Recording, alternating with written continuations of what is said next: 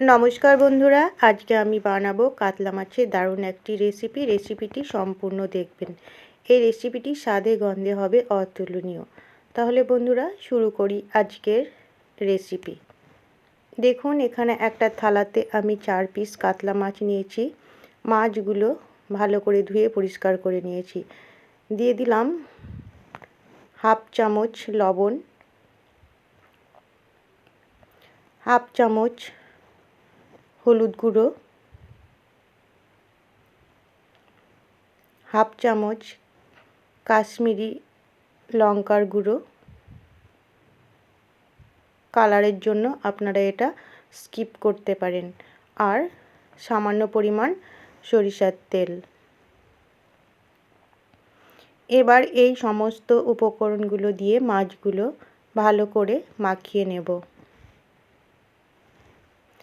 আমি এর আগে কাতলা মাছের রেসিপি অনেকবার অনেক রকমভাবেই করেছি, কিন্তু আজকে একদম অন্য রকমভাবে বানাবো। আপনারা সম্পূর্ণ দেখলেই বুঝতে পারবেন।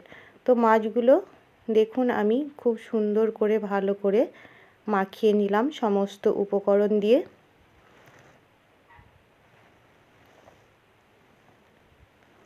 দেখুন মাছগুলো খুব সুন্দর করে মাখানো হয়ে গেছে। এক সাইডে রেখে দিলাম। নিয়ে নিয়েছি একটা বাটি, তাতে দিয়ে দিলাম হাফ চামচ গোটা জিরে, হাফ চামচ গোটা ধনে, 1 চামচ সাদা সর্ষে, 1 চামচ পোস্ত, 3টে কাঁচা লঙ্কা, একটা শুকনো লঙ্কা, 4-5 কোয়া রসুন, সামান্য পরিমাণ আদা। এবার সামান্য পরিমাণ গরম জল আর হাফ চামচ লবণ দিয়ে 5 মিনিট ভিজিয়ে রাখবো। কড়াইয়ে দিয়ে দিলাম পরিমাণ মতো সরিষার তেল।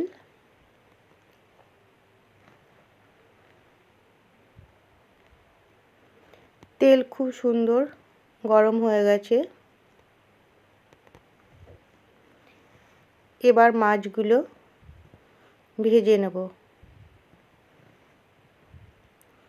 প্রথমে আমি দুটো মাছ আগে ভেজে নেব, যেহেতু মাছগুলো বেশ অনেকটাই বড় বড়, তো আমি দুটো দুটো করে ভাজবো।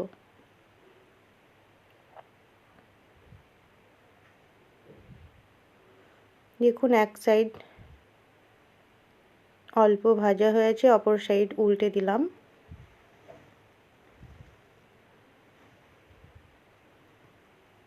এবার হাতে সময় নিয়ে মাছগুলো ভেজে নিতে হবে। তো কিছুক্ষণ পর ফিরে আসলাম, মাছগুলো খুব সুন্দর ভাজা হয়ে গেছে, দেখেই বুঝতে পারছেন। এবার মাছগুলো অন্য পাত্রে তুলে নিলাম।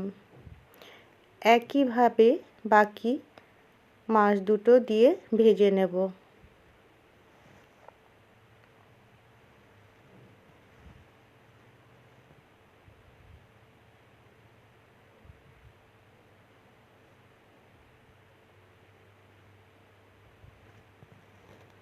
কাতলা মাছ খেতে কিন্তু খুব ভালোই লাগে। তো এই মাছ দুটো ভাজা হয়ে গেছে।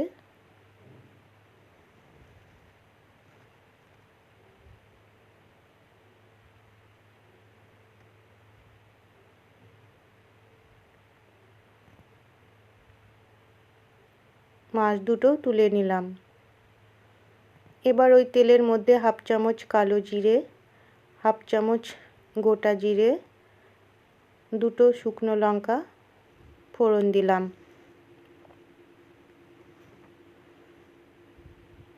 এবার একটা মাঝারি সাইজের পেঁয়াজ কুচি দিয়ে ভালো করে পেঁয়াজগুলো ভালো করে ভেজে নেব। এখানে পেঁয়াজ ভালো করে ভেজে নিলে এই রান্নাটা কিন্তু খেতে খুব সুন্দর হবে। তো পেঁয়াজ দেখে বুঝতেই পারছেন খুব সুন্দর করে ভাজা হয়ে গেছে। দিয়ে দিলাম একটা বড় সাইজের টমেটো কুচি আর পরিমাণ মতো ধনেপাতা কুচি। সামান্য পরিমাণ লবণ দিয়ে ভালো করে একসঙ্গে কষিয়ে নেব। টমেটো খুব ভালো করে কষিয়ে নিতে হবে, যাতে টমেটোর কাঁচা গন্ধ না থাকে। তো একসঙ্গে আমি ভালো করে ধনেপাতা, টমেটো, পেঁয়াজের সঙ্গে কষিয়ে নিয়েছি, দেখে বুঝতে পারছেন টমেটো অনেকটাই গলে গেছে এবং পেঁয়াজের কালার অনেকটাই চেঞ্জ হয়ে গেছে। এবার এই পর্যায়ে দিয়ে দিচ্ছি যে মশলাগুলো ভিজিয়ে রেখেছিলাম, তো সেটাই পেস্ট করে দিয়ে দিলাম। ওই বাটিতে সামান্য পরিমাণ জল দিয়ে সেটাও দিয়ে দিলাম। এবার ভালো করে মশলা কষিয়ে নেব।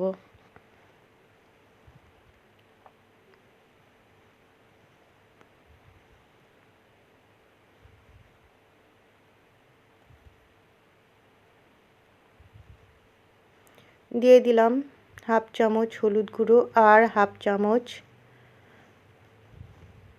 কাশ্মীরি লঙ্কার গুঁড়ো।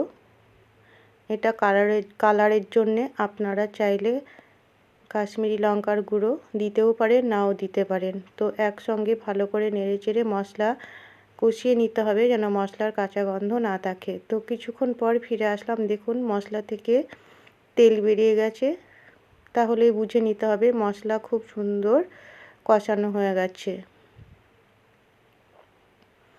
এবার একটু ভালো করে নাড়াচাড়া করে দিয়ে দিলাম সামান্য পরিমাণ গরুর দুধ। এই দুধটা দেওয়ার ফলে কিন্তু এই রেসিপিটির টেস্ট কিন্তু দ্বিগুণ হয়ে যাবে বন্ধুরা।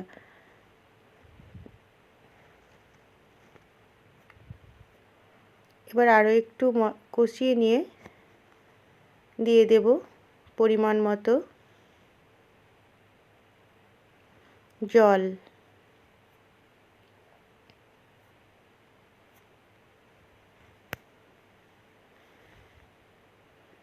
তো দেখুন মশলা থেকে তেল ছাড়তে শুরু করে দিয়েছে, দেখেই বুঝতে পারছেন।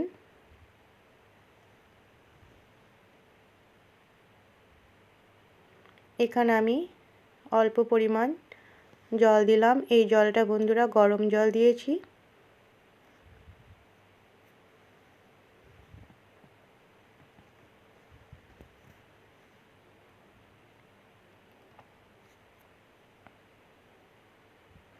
দিয়ে দিলাম স্বাদ মতো লবণ। এর আগে আমি বেশ কয়বার লবণ দিয়েছি অল্প অল্প করে, তো সেই মতোই আমি লবণ ব্যবহার করলাম। ঝোল ফুটে গেছে, এবার ভাজা মাছগুলো দিয়ে দিচ্ছি। এবার এই মাছগুলো দিয়ে 2 মিনিট মতো ফুটিয়ে নেব। এই রেসিপিটি কিন্তু বন্ধুরা দুর্দান্ত হয় খেতে। আপনারা অবশ্যই একবার এইভাবে বানিয়ে খাবেন, দেখবেন খুবই ভালো লাগবে খেতে।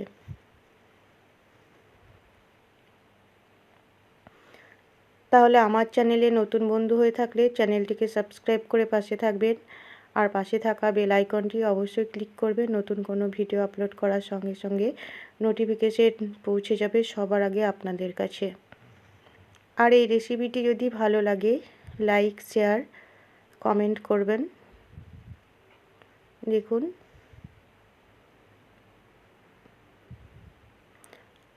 এই রেসিপিটির টেস্ট বাড়ানোর জন্য সবশেষে দিয়ে দিলাম সামান্য পরিমাণ শাহি গরম মশলা। তো তৈরি হয়ে গেল কাতলা মাছের দারুণ একটি রেসিপি। এবার নামিয়ে অন্য পাত্রে সার্ভ করে দেব।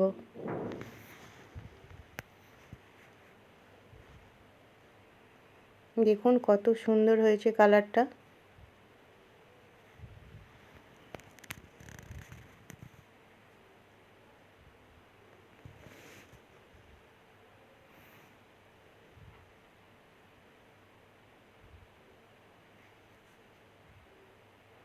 দেখুন আমি অন্য পাত্রে সার্ভ করে দিচ্ছি।